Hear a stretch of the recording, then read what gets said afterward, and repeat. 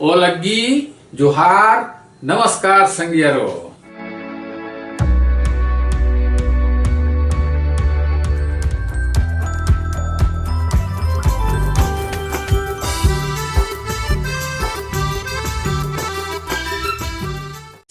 आज मैं आप लोगों को कुड़ुख व्याकरण के कुछ बेसिक चीजों को मैं आप लोगों को बताने जा रहा हूं।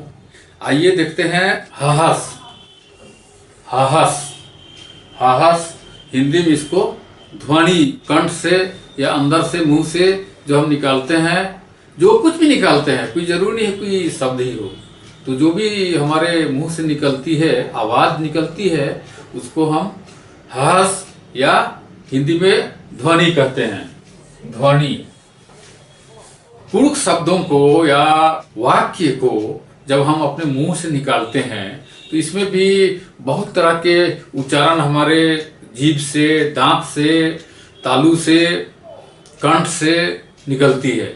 तो ये इसको जो कंठ वगैरह या जीभ को क्या क्या उसका जो ध्वनि उससे निकलती है, ये हम अलग चैप्टर में देखेंगे।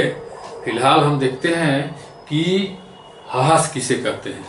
तो हाहस जो भी शब्द हमारे मुंह से निकलती है, जो आवाजें निकलती है, उस आवाज को हम हाहस कुड़ुख में हाहस कहते हैं। इसमें आपके शब्दों का कोई विशेष अर्थ होना जरूरी नहीं है। कोई भी शब्द हम निकालते हैं, कोई भी चीज, जैसे आवाज हम निकाल रहे हैं आ, ई, ओ, या इनके अतिरिक्त कोई भी जो हम आवाज निकालते हैं तो उसे हाहस या ध्वनि कहते हैं। कोई जरूरी नहीं कि हम यही आवाज निकालें। तो आवाज निकालने के लिए दोस्तों हमारे अंदर में कई तरह के अंग दिए गए हैं, उसका उपयोग किया जाता है। इसे मैं फिर कभी आप लोगों को बताऊंगा। तो इसे हाहस कहते हैं। शब्दों को, कुड़ुख शब्दों को बक कहा जाता है। आज की बक मन फुट रही, उसका तो कोई शब्द ही नहीं निकलता है, इस तरह का बोलते हैं ना। कुड़ुख शब्दों को बक कहा जाता है।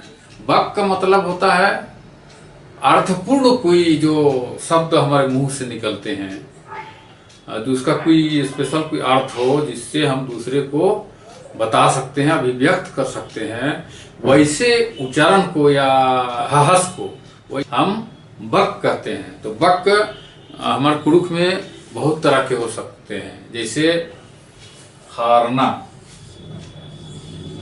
ना, उन्ना, उन्ना, बीतना,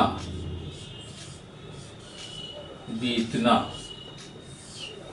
इस तरीके से ये सभी बक हैं। हारना मतलब होता है उतरना,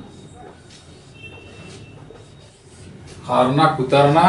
उन्ना मतलब खाना या पीना, खाना या पीना। ध्यान दीजिएगा, उन्ना कुड़ुख में जो है खाना जब हम लोग खाते हैं, जबकि वो कोई द्रव्य नहीं है, इसके बावजूद खाना को हम लोग क्या बोलते हैं, उन्ना शब्द उपयोग करते हैं। एन मंडी उन्नकन, मैं खाना खाया। जबकि हिंदी में ऐसा नहीं कहेंगे, खाना पिए ऐसा नहीं ना बोलेंगे।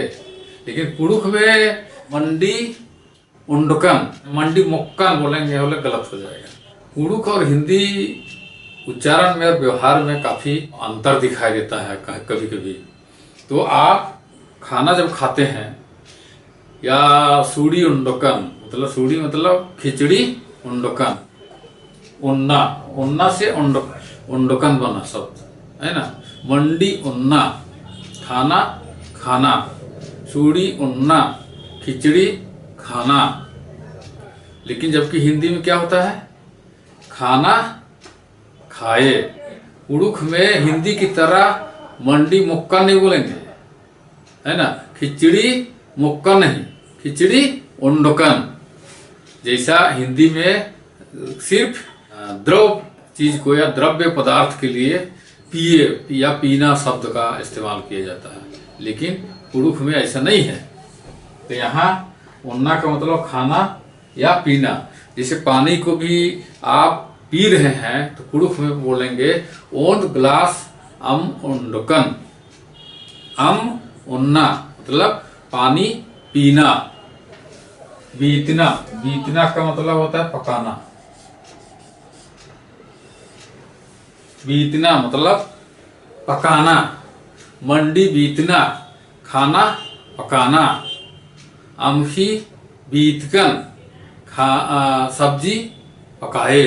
इस तरीके से ये सभी क्या है, बक है।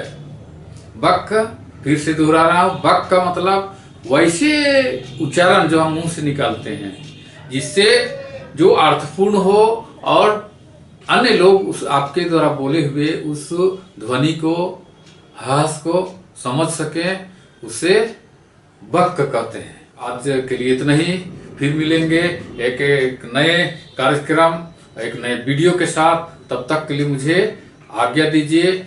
ओ लगी।